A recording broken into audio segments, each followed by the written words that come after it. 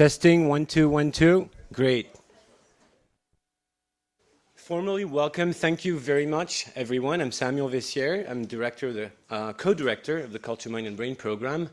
I don't usually rely on my notes when I deliver an address or introductory remarks, but given the important nature of today's conversation, I will ask for your forgiveness as I at times rely on my notes to offer brief introductory remarks to present a little bit of context and background on the hopefully brave and compassionate conversation we'll have together today. So before I introduce our very distinguished speaker, Dr. Ken Zucker, I want to spend a moment to express my goals for this conversation. And I want to offer some clarifications on the context behind the event and present a formal invitation for a respectful and brave dialogue. And specifically, I want to invite all of you in the audience here today to consider what it takes from all of us to engage in this dialogue, in this brave, compassionate conversation on a difficult topic. So as many of you know, anticipation of this event has elicited a lot of strong feelings from different people. So on the one hand, I have received many letters of support and expressions of gratitude for facilitating this conversation, but I've also received some expressions of concern. And I would like to spend a moment to acknowledge and to address some of these expressions of concern and some of the very important points that I myself, the organizer of this event, have learned from listening to the voices of concern about this event. So there are two really important issues that strike me as really relevant and exceptionally important in considering the concerns that I'm attempting to listen to today. These are questions about neutrality and advocacy on the one hand, and on the other hand, really important questions about who can speak for whom. So I want to present these concerns and these points as a set of questions.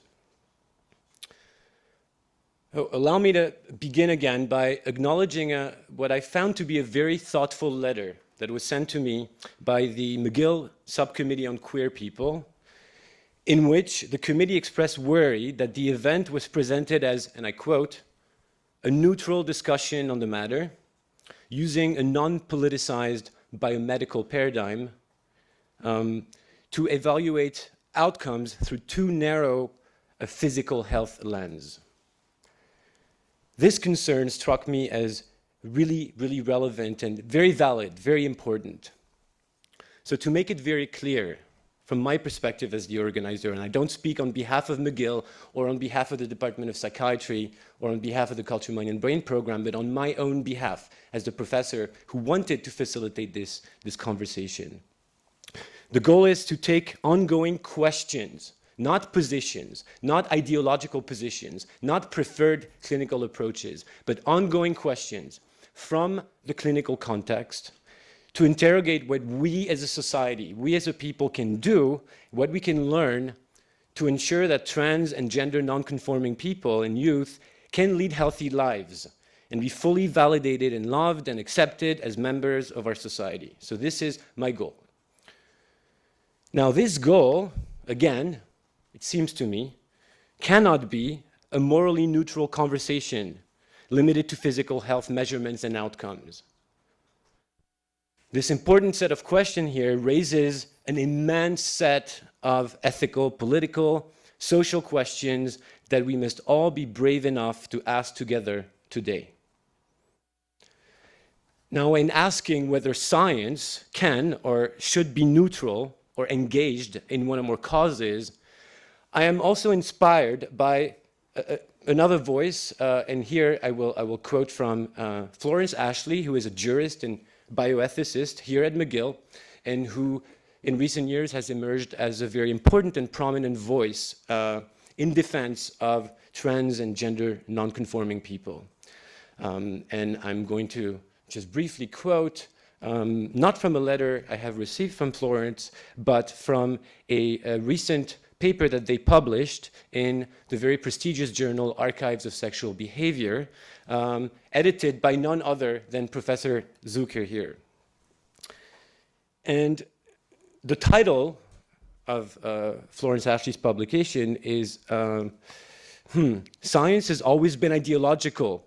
You just don't see it.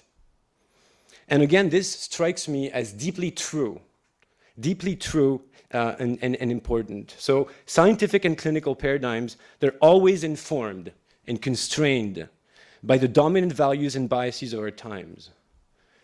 Now, in recognizing this, it's also very important to acknowledge that science and medicine have, for a very long time, been complicit in the medicalization, the pathologization, and the marginalization of homosexual and gender nonconforming behavior. It was not until 1987 that homosexuality as a so-called disorder was taken off and away from North American psychiatric manuals. Now, that was a grave mistake. That was an act of violence that continues to resonate today, from which we're still trying to learn, the consequences of which we are still trying to learn.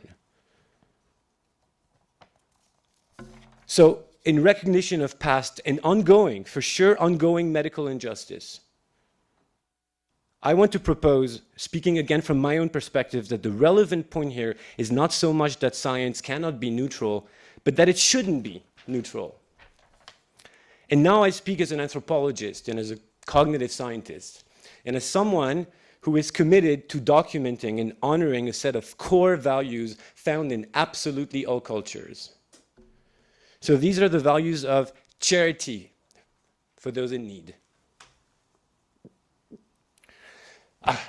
It's okay, I'm getting a bit emotional because this is an emotional conversation, I think, for all of us. So charity for those in need, hospitality for those different from us, and a commitment, a commandment even, to living the greater good together.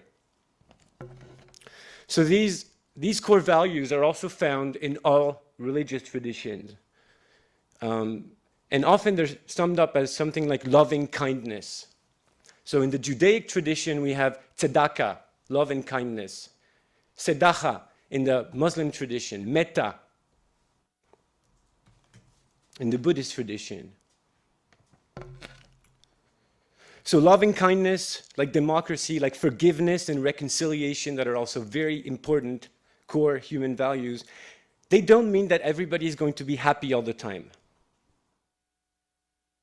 So in engaging in the democratic process, what it takes and what I want you all to consider today in participating in this conversation is that the democratic process takes giving up, sacrificing and compromising something to gain something much greater in return, to gain a much richer life by working together to build a better world.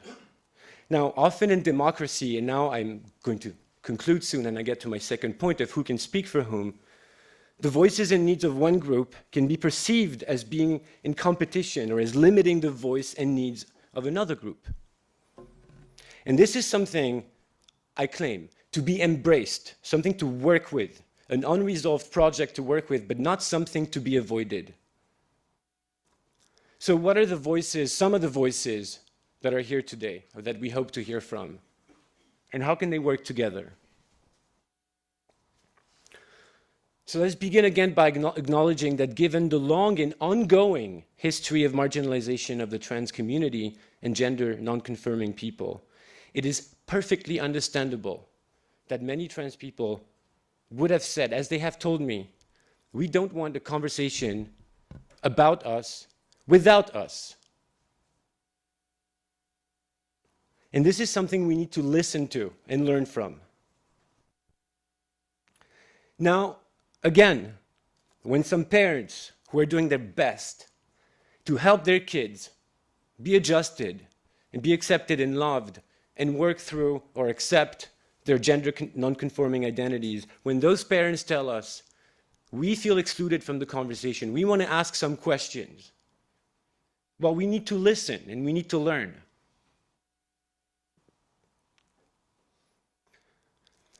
When some individuals for whom transition did not work, who at some point moved on to something else or who want to reflect on their lived experiences in different ways, when these detransitioning members, often members of the queer community, tell us, we feel excluded from this conversation. We need to listen and we need to learn. So this is what I want you to invite all of you to do today, to do together today. Listen to and learn from each other. Learn from each other's diverse perspectives and experiences in the spirit of loving kindness. So, on a hopefully lighter note, on a more logistical note, we're going to proceed with the lecture by our distinguished speaker, whom I will introduce formally in a second. Another announcement that I wanted to make is that the student services have generously provided the presence of local wellness advisors who are here in case some people may have some feelings or some thoughts that they might want to check in with friends or allies about and want to talk to. So if any one of you wants to at some point speak to a local wellness advisor, they will be more than happy to accompany you to a separate room if you wish. So may I please ask the local wellness advisors, they're here. Thank you again for being here. So you know where they are. So after the lecture, I will facilitate and moderate a Q&A session, basically a public discussion, a dialogue. And again, we hope to hear from as many voices and perspectives and experiences as possible. So without further ado, I am very pleased, honored to introduce our distinguished speaker for the day. Dr. Kenneth Zucker is a certified child psychologist in the province of Ontario who received his PhD from the University of Toronto in 1982. He is currently a professor in the Department of Psychiatry at the University of Toronto and in private practice in Toronto. Dr. Zucker comes with over 40 years of experience working with and for gender nonconforming and trans children and their families. He was appointed the chairperson of the working group on gender dysphoria for the 2013 edition of the Diagnostic and Statistical Manuals, the DSM-5, the Bible of psychiatrists, which, by the way, for a clinical psychologist, for someone who's not a psychologist, is a very distinguished honor. Dr. Ken Zucker is the editor-in-chief of Archives of Sexual Behavior, which is one of the premier academic journals in sex and gender research. He has published over 300 peer-reviewed journal papers and book chapters. He is also a distinguished member of WPATH, the World Professional Association for Transgender Health. So I ask that you please welcome Professor Zucker to the podium. Thank you.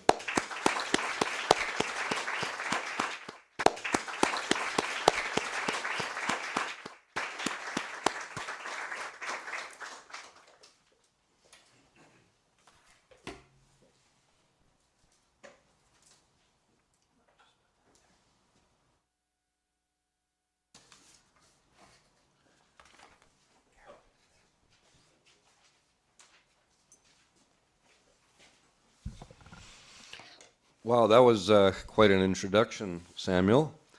Thank you for inviting me, and I look forward to speaking with you this afternoon and having a discussion. The title of my talk is on the first slide, and I'm going to just start with some preliminaries, just note some basic parameters that may be relevant in the course of the different topics I cover, sex/gender assignment at birth, and then 3 terms that are commonly used in this area: gender identity, gender role behavior, sexual orientation. Basic terms. And one could ask a broad question, do sex and gender matter? Birth announcements, if you read them, as you know, often refer to the sex/gender of the newborn. It's a girl, not it's a blonde. Back in the 1980s, there were a couple of studies that documented the obvious. The majority of verbal comments made by parents shortly after the birth of a newborn pertained to the infant's sex. Another study found that 80% of the initial questions by friends of parents pertained to the baby's sex. The single most frequently asked question was, is it a boy or a girl? The 1980s were fun, but that was a long time ago. What about 2020? Do sex and gender matter in the contemporary gendered social scene in the West, and what relevance does it have for contemporary clinical practice? And one point I'd like to put out there is to say something like, all forms of gendered or non-gendered child rearing are social experiments of nurture. So nowadays we have gender reveal parties. We certainly didn't have those back in the 1980s. I don't know if you've heard of these in Quebec, but they're big in the US. And then we have the inverse of gender reveal parties. This is a very famous story from Toronto 9 years ago, where when their third child was born, the parents kept their child's sex/gender secret. They didn't disclose it to anybody. And over the last few years, there's a new cultural phenomenon of parents raising their children as gender neutral or babies, with the idea that the child will decide what gender they are, and it won't be, in a sense, imposed by parents. Basic parameters of biological sex, which are relevant a little bit to what I'll be talking about today, starting with the sex-determining genes up until through the external genitalia. These are the parameters that clinicians and researchers use to define biological sex. Of course, the big unanswered question is there also brain sex? And maybe we'll talk about that later, but certainly brain sex is not used in any diagnostic sense. Now, what do we mean by gender dysphoria? This is just a very simple definition. Gender dysphoria refers to the distress and unhappiness that is experienced when one's gender identity, the felt sense of being a boy or a girl, a man or a woman, or some alternative identity, is not congruent / consistent with the sex / gender one was assigned to at birth. Brief reference to placement in the nomenclature, which Samuel has alluded to a little bit. The first edition of the DSM that considered gender identity or gender dysphoria was DSM-3 in 1980, and it was in a particular category. It was moved to a different category in 1987, and then another one in 1994. And in 2013, DSM-5, gender dysphoria, has its own separate chapter. And the diagnostic term has changed over the years between 1980 and 2013. So I'll be primarily using the term gender dysphoria.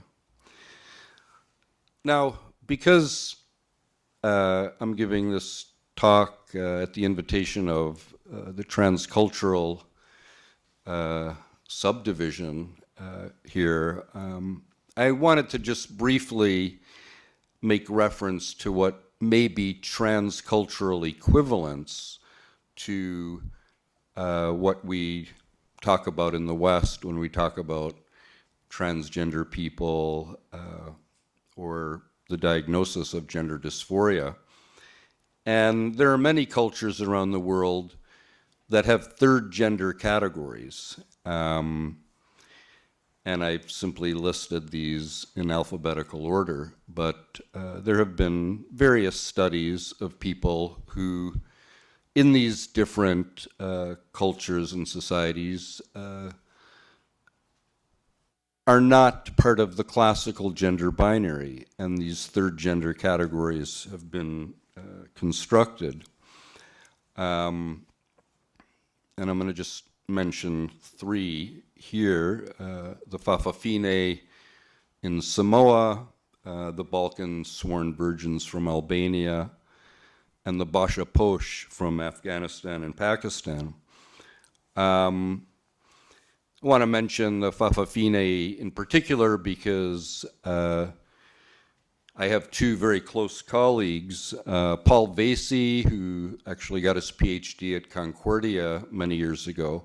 He's the world's expert on working with and doing research on the Fa'afafine, which translates in the manner of a woman, and he does a lot of field work in Samoa. And one of his former PhD students, Doug Vanderlaan, who's now a professor at the University of Toronto and was a postdoc of mine for 3 years, has also done extensive field work there. And they study both children who are identified by their families as Fa'afafine in the making, so to speak, and then adult Fa'afafine. And we can talk a little bit about this later in the day. The sworn virgins are a very interesting group. Born females who, within their family, take on the male role for various reasons, including economic necessity, a shortage of male siblings, and so forth. And we also have a similar story from Afghanistan and Pakistan. Now, let's go back to the West. Gender dysphoria, or analogous terms, can be searched for in PubMed. And I did an updated search a couple of days ago, and you can see there are a lot of hits for these terms. The only one that's on the low side is gender queer, but this has become a very big topic, and so if you're interested in it and you do a PubMed search, you'll have a bit of reading to do. Now, in thinking about what I wanted to talk with you about today, one of the things that I thought about, there are many different topics we could talk about. So here I've just listed 6. Differences in the diagnostic criteria for gender dysphoria in the DSM-5 versus gender incongruence in the forthcoming edition of the ICD-11. Going down to the last bullet point, why randomized control trials, or RCTs, for treatment among both children and adolescents are difficult, if not impossible, to implement, even if one wanted to do such trials. But all 6 of these topics are very interesting, and if people want to ask about them later, I'd be glad to share what I think, but I'm not going to discuss them. I decided I wanted to talk about 4 topics, which I think are also very hot and getting a lot of attention. And so I'm going to talk about these 4 this afternoon.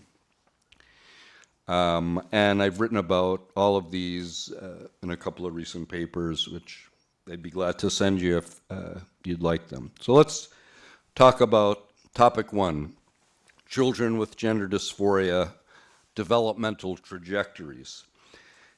And the basic question is, if one has a sample of children who are seen clinically for whatever reason, and they have a diagnosis of gender dysphoria, or let's say traits of the diagnosis, what happens to these kids when they're followed up in adolescence and young adulthood?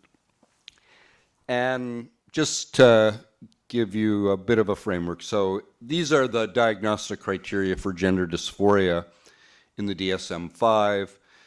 There are 8 indicators, and to be given the diagnosis, you have to meet at least 6 of the criteria, including A1, a strong desire to be of the other gender, or an insistence that he or she is the other gender, or some alternative gender different from one's assigned gender. But to be given the diagnosis, you need to have at least 6 of the 8.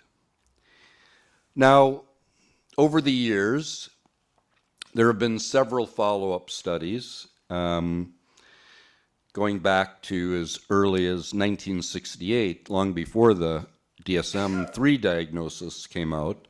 You can see that in these early studies, the samples were quite small, and the most significant study was Green's in 1987, which was a longitudinal study.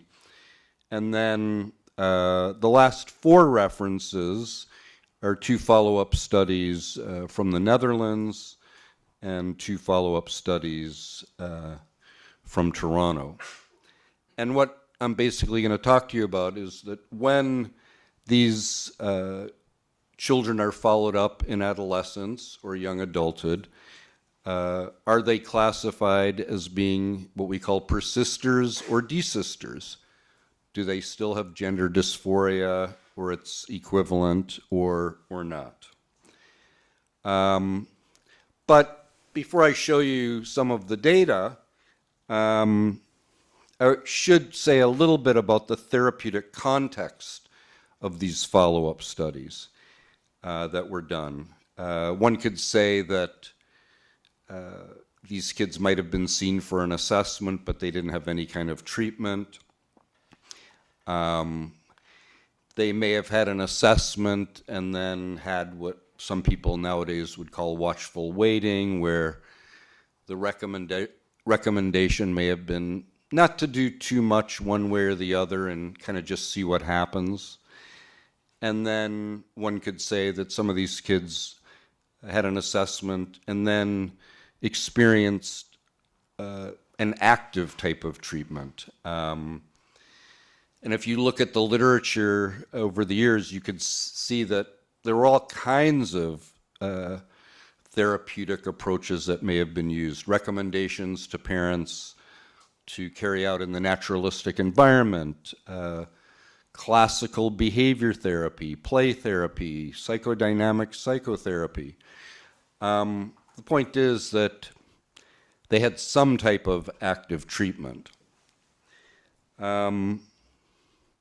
Now, what do the data show? If you look at the early studies, the percentage of kids who were said to have gender dysphoria at follow-up was pretty low. So in those early small-scale studies, it was 9%. Richard Green's major study in 1987, 2%. And then in the Toronto and Amsterdam follow-up studies, 12% for birth-assigned females in Toronto, 50% in the Netherlands, and then for birth-assigned males, 20% in the Netherlands, 12% in Toronto. This is just a simple slide of the persistence rate in our 2 Toronto follow-up studies. Now, Richard Green's study from 1987, this was the title of his book.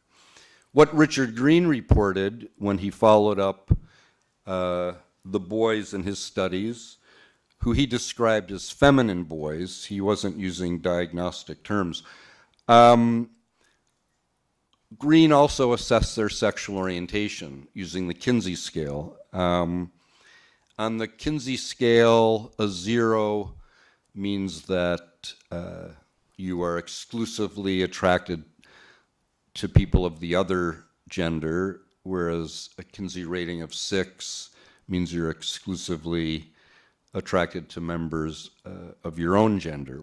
And what Green found was that the feminine boys in his study were predominantly androphilic, meaning that they were same-sex attracted, compared to virtually none of his comparison group of control boys. And Toronto and Amsterdam have found the same thing with regard to sexual orientation. So this is a pretty well-known finding. Now, let me say a little bit about the criticisms of the follow-up studies, because the fact that the majority of children who are followed longitudinally are classified as desisters, some people have not liked that finding. So what have some of the criticisms have been, including my own? Well, one is, of course, method variance. Back in the day, it was just a single clinician basically writing about his patients, saying, you know, I interviewed them when they were 20 years old, and this is what I found. So no standardized measures. It was purely descriptive. Now, the more recent follow-up studies are much more rigorous. We use standardized protocols, diagnostic measures, dimensional measures, etc. Another criticism has been, well, you know, in the follow-up studies, the old follow-up studies, there wasn't even a diagnosis, so who knows exactly what we're talking about? Although I would say the kids in these papers all seem to meet the phenomenology of gender dysphoria. But in the studies such as our own and in Amsterdam where we use diagnostic criteria, the point has been made, well, not all of your kids in childhood reached the threshold for the diagnosis. They were sub-threshold. And that's totally true. So the criticism was, well, if they didn't have the diagnosis to begin with, there's nothing really to desist from. That's a reasonable point, although I can give a counter argument to it, but I won't, right now at least. The Dutch studies have been criticized because they included kids who they couldn't find to follow up, their so-called non-responders. They were classified as desisters. And, you know, some people have said, well, how do you really know they were desisters? The counter-argument of the Dutch is, well, we're the only game in the Netherlands. So if they were persisters and they needed hormone therapy or wanted surgery, there's nowhere else they could go. And they also looked at characteristics of their non-responders in terms of what they look like in childhood, and they weren't that different from the ones they actually were able to locate. So I thought it was a reasonable defense. And then there's, you know, the no true Scotsman argument. So I want to take that point up a little bit. So as I was saying, you know, some people say, well, the desisters weren't truly gender dysphoric to begin with. Only persisters were truly gender dysphoric. Now, I kind of find that to be a tautological argument, but that's okay. But if we use the DSM criteria for the childhood diagnosis, what do the data show? Now, here's one way of looking at the data from 4 studies. You can see that the kids who were classified as persisters at follow-up almost 90% of them were given the DSM diagnosis in childhood. So that's important to note. But if you look at the 280 desisters, 57% of them had the diagnosis in childhood.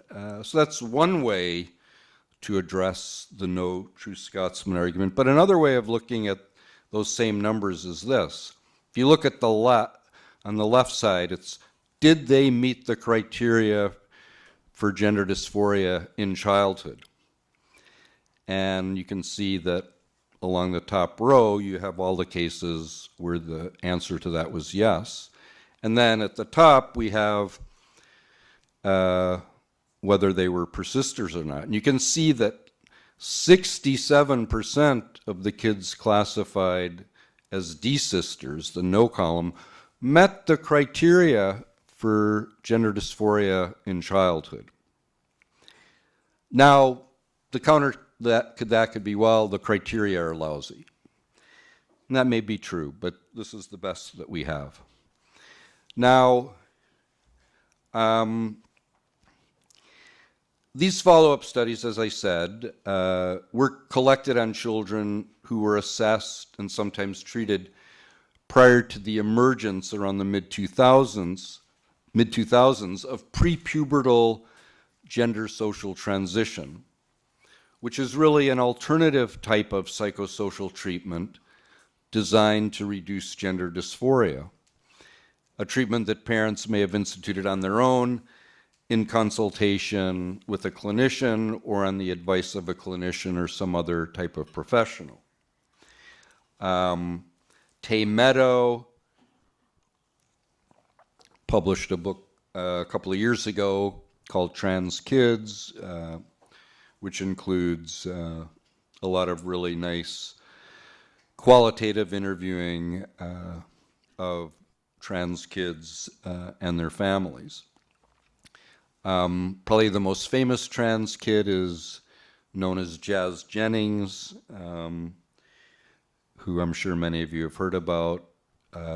Jazz transitioned somewhere between the ages of 3 and 5. As an adolescent, co-wrote a book called I Am Jazz that's read to school children. And on one page it reads, I have a girl brain but a boy body. This is called transgender. I was born this way. Now, to date, there's only one study, and it's by the Dutch group, that reported systematic follow-up of children in which some of them had been classified as having had either a partial or a complete social transition prior to puberty. And these are here are the data from Steensma et al.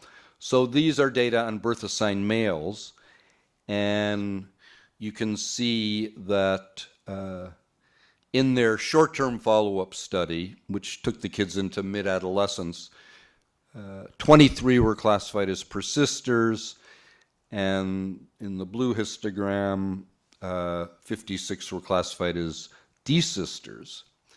And you can see that around 45% of the persisters had had a partial or complete gender social transition prior to puberty, way higher than was the case for those classified as desisters.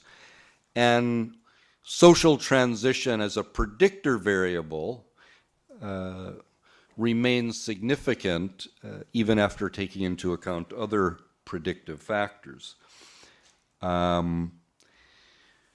Similar pattern was found for birth-assigned females, but it wasn't significant, but in the same direction.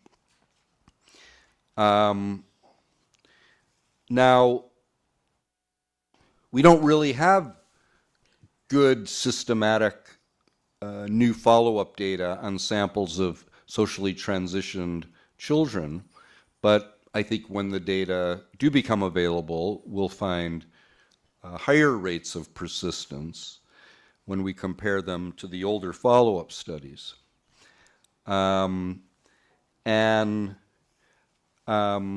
one could say that if we consider gender social transition as a third type of treatment, it offers a different approach that leads to desistance. The gender dysphoria dissipates because the child is now living in the desired gender. However, for desistance to remain stable, it will often, if not always, require biomedical treatment. But the point is that there are different pathways that lead to desistance, treatment pathways. And this is an example of equifinality. And the parental conundrum is which therapeutic approach does one take to reduce gender dysphoria in their child? And that's one of the contemporary struggles and issues that parents and clinicians are discussing nowadays. And my own position is I don't believe that any of the approaches needs to be privileged over the others until we have more data. And I also don't believe that any particular psychosexual outcome needs to be privileged over others, because on that point, other kinds of data are required. Okay, topic number 2, sex ratio in transgender adolescents. The DSM-5 gives lip service to sex ratio data. Not a lot of detail, but epidemiologists would argue that knowing the prevalence of a particular mental health diagnosis and knowing the data by birth assigned sex can inform understanding. And I've talked a little bit about this in a paper I wrote on epidemiology a couple of years ago. Now, with regard to adolescents with gender dysphoria, there's been an incredible development over the last, let's say, 14 or 15 years. When the Toronto Clinic first started back in the mid-1970s, and these are data points grouped by 4-year intervals, we rarely saw adolescents. We always saw more children. It was only until the mid-2000s that we started to see more adolescents. And on this slide, in the 2008-2011 period, we actually saw more adolescents than children for the first time. These are data from the Gender Identity Clinic in London, England, which is now a designated center of excellence, which means any kid in the United Kingdom can be easily referred there for services. And look at the data for adolescents. In 2009, they saw very few adolescents, maybe 15. And in the year 2016, they had 1,500 referrals of adolescents. And the other thing, besides this huge increase in adolescents who are being referred clinically, which is an international phenomenon now, everybody sees it. In Toronto, we noticed another interesting development, which was in the mid-2000s, we started to notice that among our adolescents, we were now seeing more birth-assigned females than birth-assigned males. It took us a while we ruminated about that for a while, and finally we published a paper in 2015 in Journal of Sexual Medicine, which shows the percentage of adolescents assigned female at birth by cohort years. So between 1976 and 2005, it was 32%, but between 2006 and 2013, it had inverted. Now we were seeing more birth-assigned females than males. One of my students raised an interesting question and said, well, maybe it's an artifact. Maybe there's a general change in who gets referred to this particular hospital, the Center for Addiction and Mental Health. Well, we could use the database of all adolescents being referred to the Child and Adolescent Mental Health Program, and we're able to show that no, the percentage of birth-assigned females among clinical controls hadn't changed over two cohort periods. We didn't have data before 1999 in the clinical controls. So it seemed unique to the adolescents with gender dysphoria. In this paper, we also published data from the Dutch clinic in Amsterdam, and they found the same thing, an flip in the sex ratio. Now, since then, I've been working on a meta-analysis. I've been collecting data from different types of samples, survey studies of adolescents who identify as transgender or some alternative gender identity label. These are non-representative samples. Then there are 30 clinic-based samples from around the world where I have data from, and then 6 representative samples of high school students, which is a new development in the field, where we have data now on representative samples of high school students who identify as transgender. And the coded variables, very simple ones, age of assessment, year of assessment, region. Now, let me just show you a few slides of non-representative samples. So here are some data from a few years ago of adolescents who identify as transgender or genderqueer, and you can see predominantly birth-assigned females. Or here's another study from the UK, also non-representative, same pattern. There's a huge study from the States, data from the Human Rights Campaign. Again, a non-representative sample, but almost 90% of the kids who agreed to be in this study were birth-assigned females. Highly skewed. Now,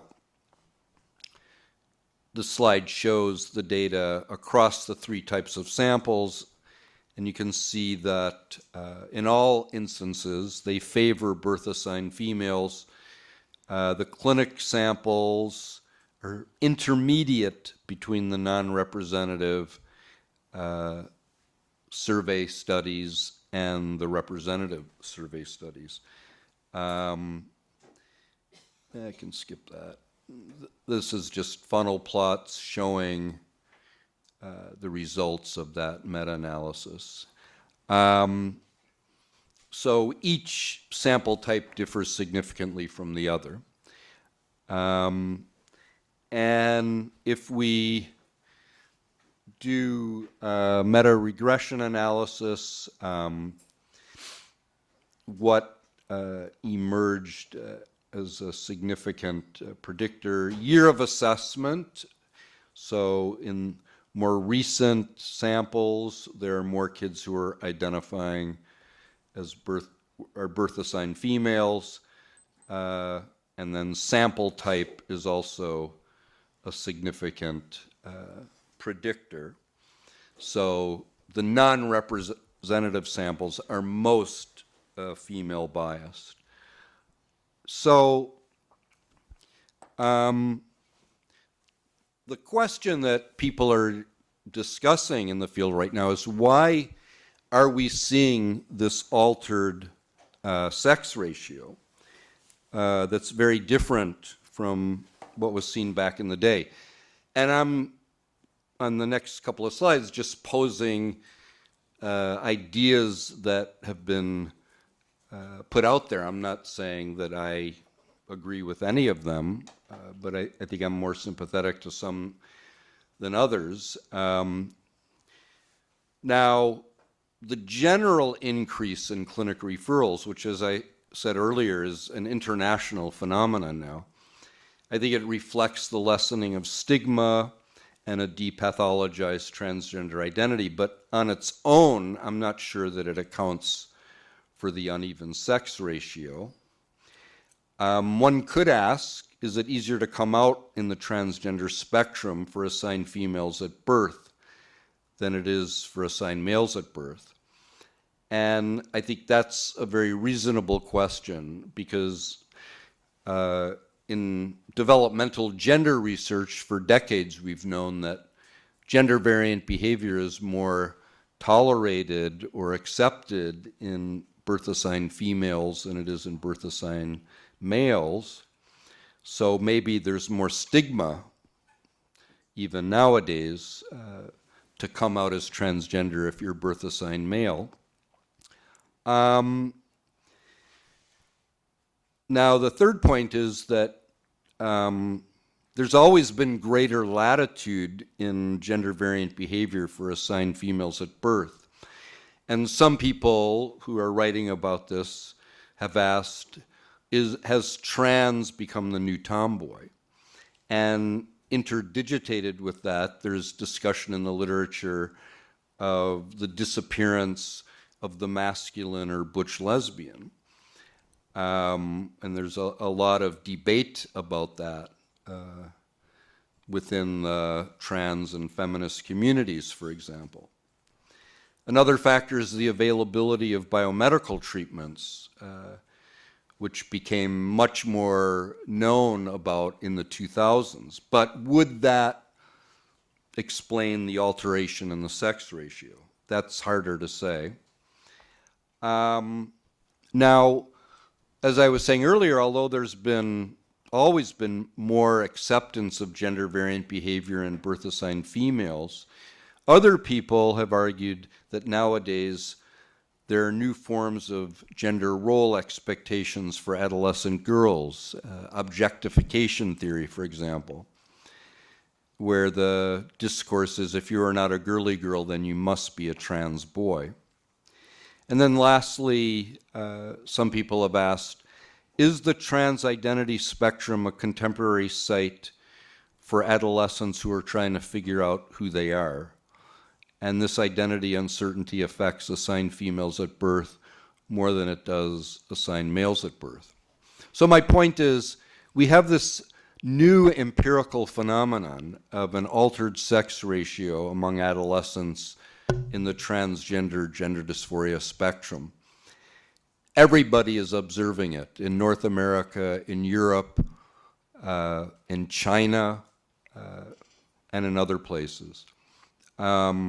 But I don't think anybody's settled yet on the reasons why it's happening. Okay, topic number 3. Suicidality in children, adolescents, and adults with gender dysphoria is a hotly discussed topic. A few years ago, 2 clinicians claimed that completed suicides are alarmingly high, and hence one encounters in the gray area of internet discourse the "I'd rather have a trans kid than a dead kid" trope. So this is a very important topic in terms of what data do we have, and I'd say sampling issues are key, and what types of comparison groups are studied. As a slight sidebar to this, there is a very small literature on completed suicides with regard to gender identity and sexual orientation. It's very difficult research to do, but there is some out there. But The studies I'm going to talk about are really studies that have assessed suicidality, not completed suicides. There are a whole lot of non-representative community samples with data on suicidality, and now there are a few representative community samples. And I'll just take you through a couple. So this is a big study from California, a representative sample of high school students, suicidal ideation in the past 12 months, single item question with a yes or no response. So almost doubled among transgender students. Another representative sample from the States, but a national sample. So you have tens of thousands of people in this study. Suicidal ideation past 12 months, about 3 times higher in transgender students. This is a study that I'm part of that collected data from a representative sample of high school students in Suzhou, which is a city west of Shanghai in a particular district. And you can see that suicidal ideation in the past month is higher, about 2 to 3 times, twice as high, 3 times as high among the kids who identify as trans. Here's another representative sample, self-harm in the past 12 months, and a substantial difference. Now this are data, suicide attempts in the past 12 months, but a non-representative sample, but significantly higher in the trans boys and girls. This is a representative sample where a 5-fold difference in a suicide attempt. So these studies all suggest that understanding suicidality is important. One finds similar results when one goes through all of the clinic samples of kids.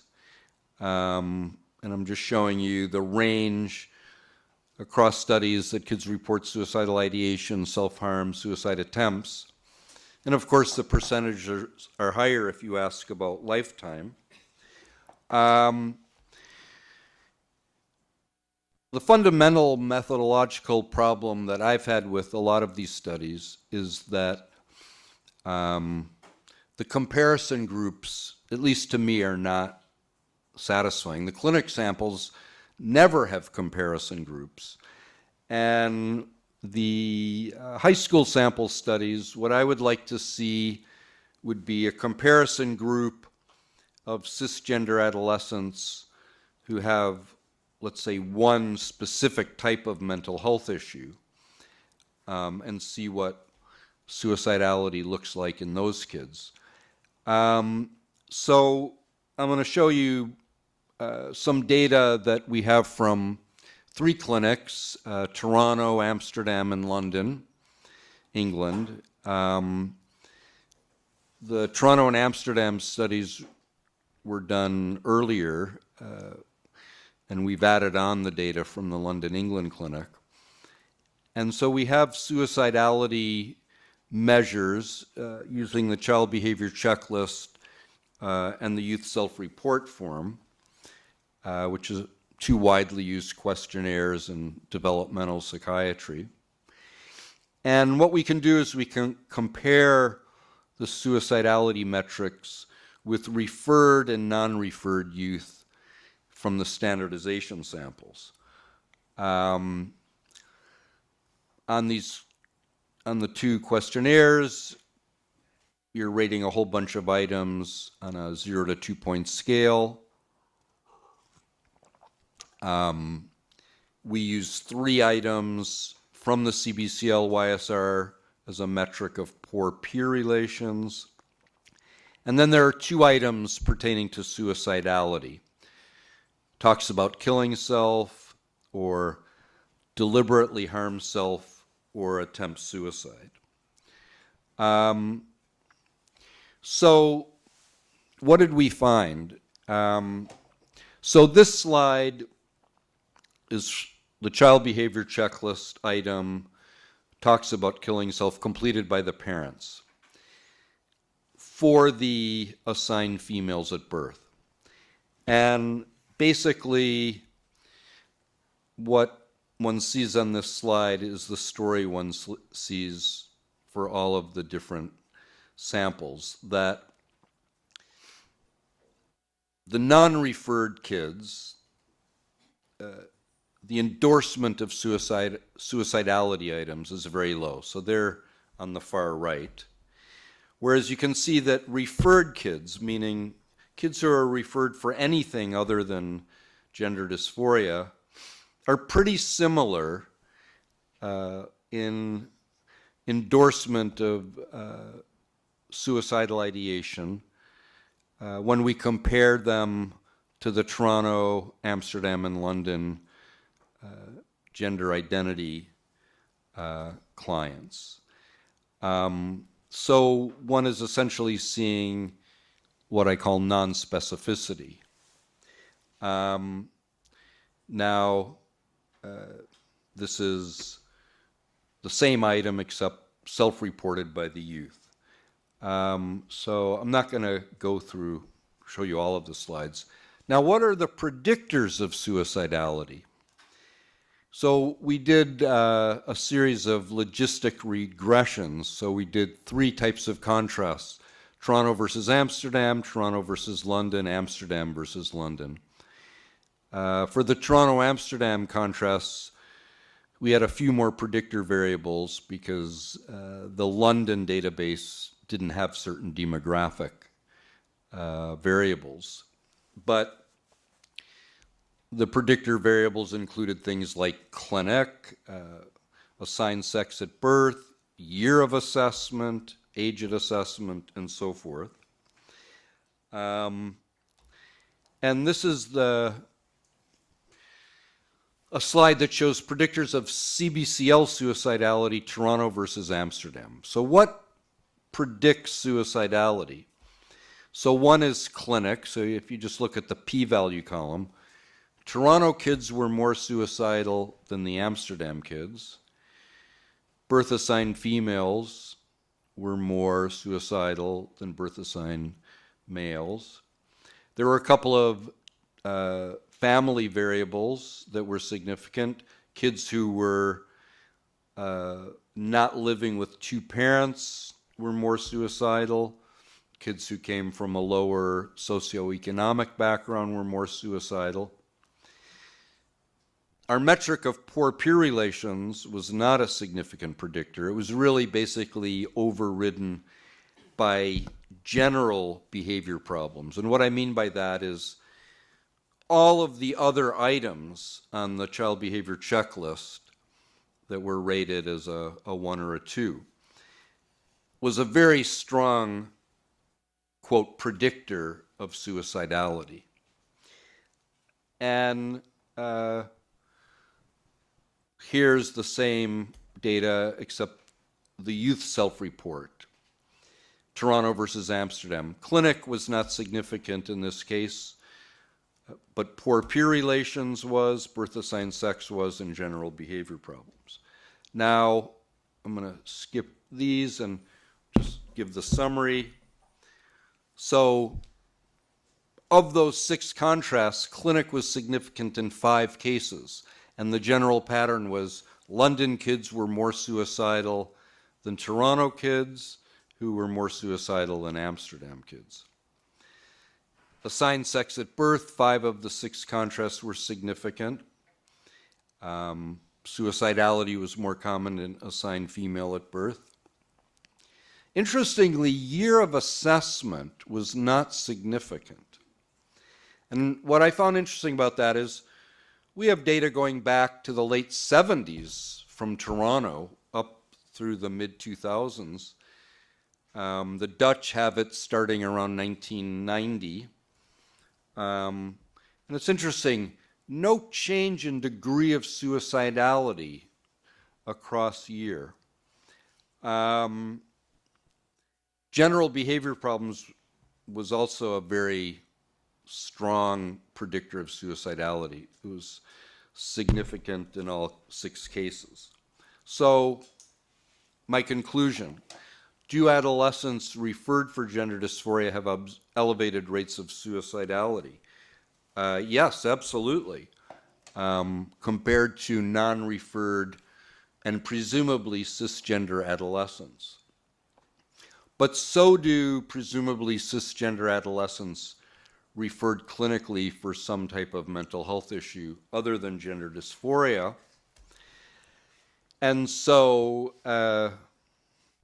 one of the points I want to make is that assessment of suicidality in adolescents with gender dysphoria needs to be done in the context of assessment of general behavioral and emotional issues. It should not be looked at in isolation. However, predictors of suicidality are without a doubt associated with gender dysphoria specific parameters, but also with generic risk factors. And that also demonstrates the principle of equifinality, that if the outcome is suicidality, there are multiple factors that lead to it. Okay, this is my last topic, and I will spend the least amount of time on it, I think, but rapid onset gender dysphoria, a new clinical phenomenon, question mark. In 2018, Lisa Littman, who is a gynecologist in the States, published a paper in PLOS ONE called Rapid Onset Gender Dysphoria in Adolescents and Young Adults, a study of parental reports. As most of you know, you pay to publish your papers in PLOS ONE, and then it's a free download for anybody in the world. And Littman's paper, I think, may be the most downloaded paper in the history of PLOS ONE. Littman sort of stumbled into this research. She's not a gender dysphoria specialist. She does adolescent reproductive health. In part, she was influenced by a group called Fourth Wave Now, which was established in 2015. And it currently, if you go to the listserv, it says, a community of parents and others concerned about the medicalization of gender atypical youth and rapid onset gender dysphoria.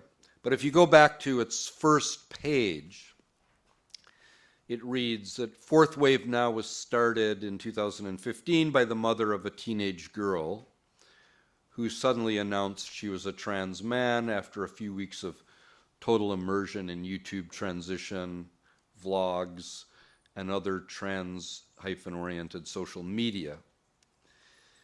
The daughter has since desisted from identifying as transgender. After much research and fruitless searching for an alternative online viewpoint, this mom began writing about her deepening skepticism of the ever-accelerating medical and media fascination with the phenomenon of transgender children. And what I can say informally is I think Fourth Wave Now has really become a magnet for a whole new subgroup of families. Now, what do we mean by rapid onset gender dysphoria? These are the DSM-5 criteria for gender dysphoria in adolescents and adults. And you can see that you have to have 2 of 6. Now, to meet the diagnostic criteria. And one could ask, why 2 of 6? Well, in the DSM-5 phase, we had some data that we could use to suggest what the number of indicators could be with very good sensitivity and specificity, and we came up with 2. And what I can say is when I see adolescents with gender dysphoria, whether or not they're early onset, late onset, or rapid onset, they all meet the criteria for gender dysphoria in adolescence. That's never really an issue for me. Now, what parents of kids who are currently being conceptualized as having a rapid onset gender dysphoria is parents will say, if one looks at the DSM criteria for gender dysphoria in childhood, parents have very strong feelings that their kid never showed any signs of gender dysphoria under the age of, let's say, 10 or 11. These are just some vague quotes, from some parents I've seen referring to birth-assigned females. A2 pertains to dress-up play. I couldn't get her out of pink, or role-playing, was always the sister or mother. Peers, all of her close friends were girls. Toy interests, loved Barbies, etc. So that leads to a series of 10 questions or comments that I have, and then I'll stop. So with regard to ROGD, there seems to be no clear signs of gender dysphoria in childhood, or even gender variant behavior or gender nonconformity. The onset of gender dysphoria begins in middle school, grade 7 or 8, if not later.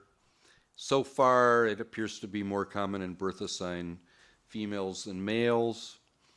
Now, in early onset gender dysphoria, meaning kids who show the indicators in childhood, sexual orientation is almost always androphilic in birth-assigned males and almost always gynophilic in birth-assigned females. In what we're considering to be ROGD, sexual orientation is much more variable. In ROGD youth, there's no evidence of what would be called transvestic fetishism in the DSM, or autogynephilia or autoandrophilia. Now, if gender dysphoria in childhood is the strongest predictor of gender dysphoria in adolescence, and if this predictor is absent, what are the best candidate predictors for ROGD? And that is currently up for deep discussion. What I find particularly important and challenging is that ROGD challenges classical theories about gender identity formation. Classical developmental theory from the 50s and 60s, people like John Money, Robert Stoller, Lawrence Kohlberg. The idea that a child's basic sense of self as a boy or girl emerges by the ages of 2 or 3. For example, by the age of 3, almost all children answer correctly the question, are you a boy or a girl? One of the interesting issues about this early gender identity labeling, chronologically, is that it emerges a few months after we can show that kids can recognize themselves in a mirror using the classical self-recognition task. You put a little rouge on the kid's forehead and put the kid in front of a mirror, and if the kid points, they know there's something weird. They recognize something's different. And some chimps also have self-recognition, but I don't think chimps have a gender identity. Once children self-label their gender identity, contemporary cognitive developmental gender schema theory posits that children then attempt to organize their social world by seeking out information as to how girls and boys should behave.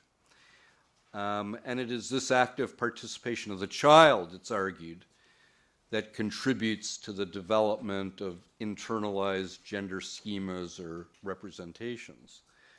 Now, given that biological, social, and cognitive factors typically work in unison, it's probably not surprising that gender identity shows the largest effect size of all of the known sex gender dimorphic behaviors that have been measured. And it's a very stable psychological trait. But as I said, ROGD, if it's a real clinical phenomenon, challenges the classical binary model. And it really requires new theorizing. Is gender identity formation a process that is more mutable and flexible than previously thought? There's a nice book edited by Sinnott a few years ago called Identity Flexibility During Adulthood. Is ROGD a way that some adolescents nowadays are trying to solve a more general struggle with identity formation? Clinically, what is the best practice therapy for adolescents with ROGD? Should the best practice guidelines that we use for classical gender dysphoria in adolescents be used for adolescents with ROGD? Because this is, I think, a new clinical presentation, we know very little about its subsequent developmental course. And then lastly, there's been a pretty intense reaction to Littman's paper, very favorable reactions, and also harsh critiques. Restar, for example, critiqued Littman's study because it relied on parent report. And Restar's paper is it's a letter to the editor in Archives of Sexual Behavior, and Littman has now rebutted Restar, or provided a rebuttal. And then there's a group in Paris that I also have published a letter where they say, in their experience in Paris, gender dysphoria was present in childhood, but the child was afraid to express it. Hence, in their view, they see ROGD as artifactual, not veridical. So there's going to be, I think, ongoing debate about whether this is a new clinical phenomenon or not. And we're just starting to collect data on this. Okay, that's it. Thank you.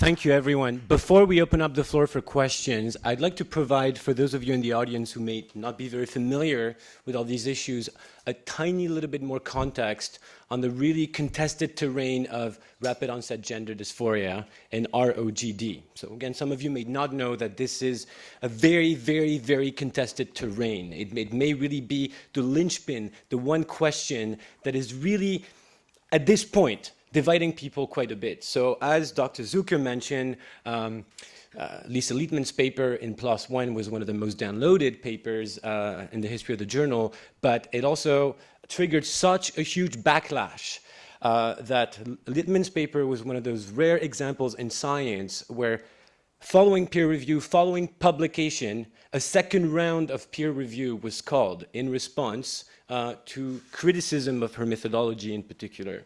And the paper stood the test of peer review, however, was republished with some modifications and some acknowledgments of limitations in methodology.